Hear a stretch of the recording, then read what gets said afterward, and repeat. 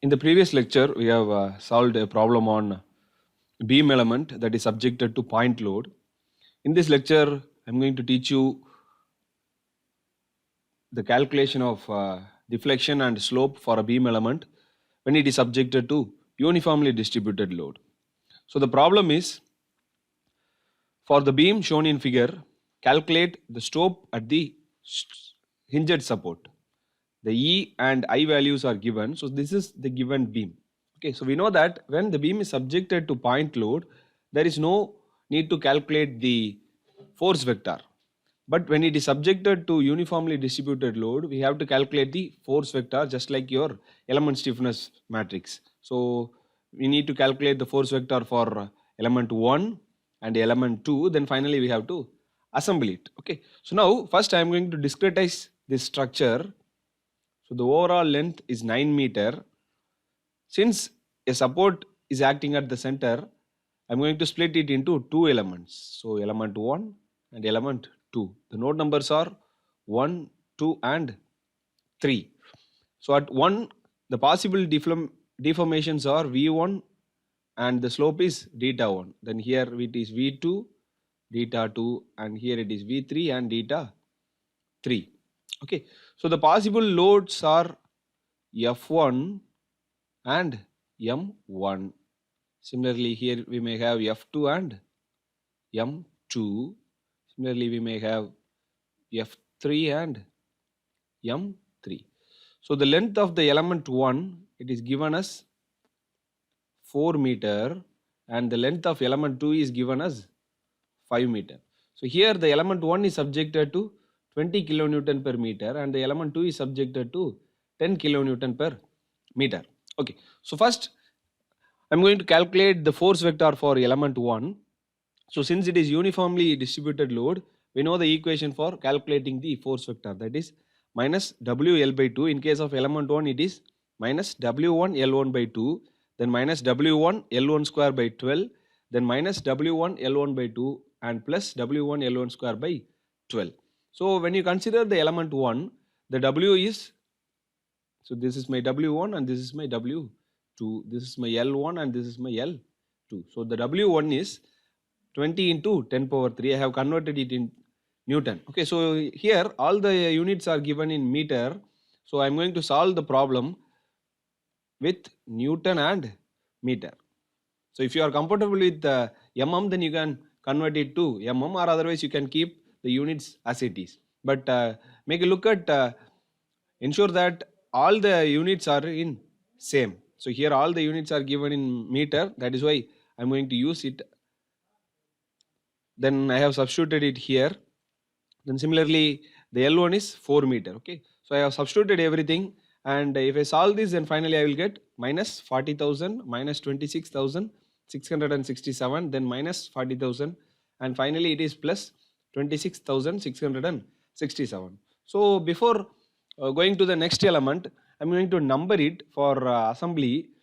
So here the element 1, I have 4 degrees of freedom, that is V1, theta 1, V2 and theta 2. So the numbering is V1, theta 1, V2 and theta 2. Okay. Similarly for element 2, the load is 10 kilonewton. It is actually 10,000. Okay, so here it is 10,000, then 10,000, 10,000 and 10,000. So I have substituted the value of load, that is 10,000, and the length is 5 meter.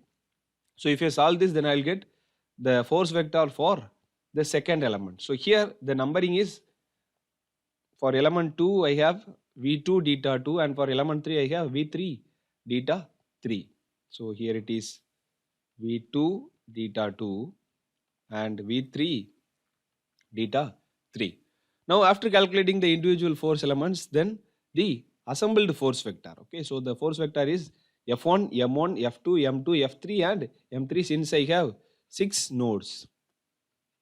Okay, so the nodes numbers is 6. At each node you may have force and a moment. Okay, so it is V1 theta 1, V2 theta 2, V3 and theta 3, and I have assembled it. So V1 theta 1, V2 theta 2 from the element 1, V2 theta 2, V3 theta 3 from the element 2. So this is my final force vector. Okay. So after calculating the force vector, then I can move into element stiffness matrix. And we know that the element stiffness matrix equation is K is equal to EI divided by L cube 12 6L, and already we have discussed about this equation. So for the first element, the E value is 200 gigapascal. Okay. So better you can convert it into Newton per meter square, because I am solving everything in Newton per meter square. Okay. So it is E is equal to 200 into 10 power 9 Newton per meter square. So Pascal means it is Newton per meter square. Gigapascal means it is 10 power 9 Newton per meter square. Then I is equal to 4 into 10 power minus 6 meter. So if you want, you can convert everything into mm. So for my first element, I have substituted the E value, I value, then the E is 200 into 10 power 9 into the I value is 4 into 10 power minus 6 is 4 into 10 power minus 6 divided by the L is 4 meter. It is 4 cube. Yes, okay. Then into your matrix. Okay. So if you substitute all the L values and if you calculate it, then you will get 12.5 into 10 power 3 and the matrix. Okay. So here, before going to the next matrix, while assembling, if you don't have the constant value outside, then you have to multiply it inside. Okay. So here I have multiplied the 12.5 value, 12.5 inside the matrix. So I have 10 power 3 in the outside and a 4 cross 4 matrix. And we know that for the first elements, the numbering is V1, theta 1, V2, theta 2. So similarly here also it is V1, theta 1, V2 and theta 2. Now going to the second element, again the same equation. So here again the E is same, that is 200 into 10 power 9 into the I value is 4 into 10 power minus 6 divided by the L for second element is 5. So it is 5 cube into the 4 cross 4 matrix. So here I will get 6.4 into 10 power 3. So I am going to multiply the 6.4 inside the matrix. So I will get 10 power 3 and a 4 cross 4 matrix. Okay. So here in the stiffness matrix, you can only calculate the diagonal values. So the remaining values are equal. So either you can calculate the upper diagonal and the lower diagonal. So here the numbering is for element 2, it is V2, theta 2, V3 and theta 3. So V2, theta 2, V3 and theta 3. Then we know how to assemble the stiffness matrix. Already we have discussed in the previous lectures. So for assembled matrix, in the element we have, in the structure we have 2 elements and 3 nodes. So V1, theta 1, V2, theta 2, V3 and theta 3. Then V1, theta 1, V2, theta 2, V3 and theta 3. So now I have assembled it. So after assembling, we have to substitute the matrices in the general FE equation, that is F is equal to K into U. Okay. So here I have substituted the K value, that is the stiffness matrix, and the U is V1, theta 1, V2, theta 2, V3 and theta 3, and this is my force vector. So F1 is minus 40,000, M1 is 26,677 and it is minus 65,000, and I have substituted the values what I have calculated earlier. So this is my force vector. So after substituting everything in the general FE equation, then the next step is applying the boundary conditions. Okay, so look at the given drawing and the discretized structure.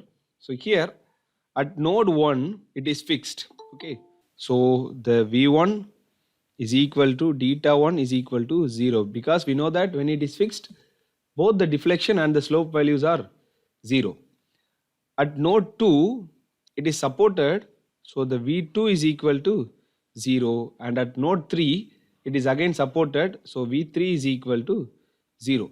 And except these two uniformly distributed loads, there is no external forces are applied and there is no external moments are applied. So all the F1, M1, F2, M2, F3, M3 values are 0 except this uniformly distributed load. Okay, so now let us substitute the boundary condition.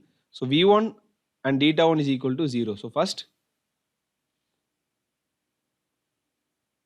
V1 is 0, then theta 1 is 0, then V2 is 0, V2 is 0, then we have V3 is 0. So V3 is 0. Okay, so we can take the remaining values, that is 10 power 3 and a 2 cross 2 matrix theta 2. So don't forget this 10 power 3 values. So it's a common mistake. Then theta 2, theta 3, and in the right side we have the force vector because of the uniformly distributed load. So now we can convert this into two equations, and by using the calculator we can calculate the slope values. So theta 2 is minus 3.58 into 10 power minus 3 radiant, and theta 3 is 34.3 into 10 power minus 3 radiant. Okay. So in the previous problem, no uniformly distributed load is given, so we haven't calculated the force vector. But in the problem, the uniformly distributed load is calculated, so I have calculated the force vector. So in some cases, the UDL will be acting only at the element 2. So in that case, you have to calculate the force vector only for element 2, but for element 1, the force vector will be 0 if there is no UDL is acting at the element 1. Okay. Then the second one is calculation of stiffness matrix, then assembled stiffness matrix. So follow the FEA procedure, substitute the boundary condition, and you can calculate the slope values. Now this is the tutorial problem. So for the beam shown in figure, calculate the slope at the hinged support. Okay, so here it is already discretized. So this is element 1, this is element 2. The node numbers are 1, 2 and 3. So here it is V1 theta 1, V2 theta 2, V3 and theta 3. So here only uniformly distributed load is acting at the element 2. So for first force vector, that is F1, for element 1 it is 0, 1, 2, 3 and 4. Then for element 2 we have to calculate the force vector by using the equation minus W W2 L2 by 2 minus W2 L2 square by 12, then minus W2 L2 by 2, then plus W2 L2 square divided by 12.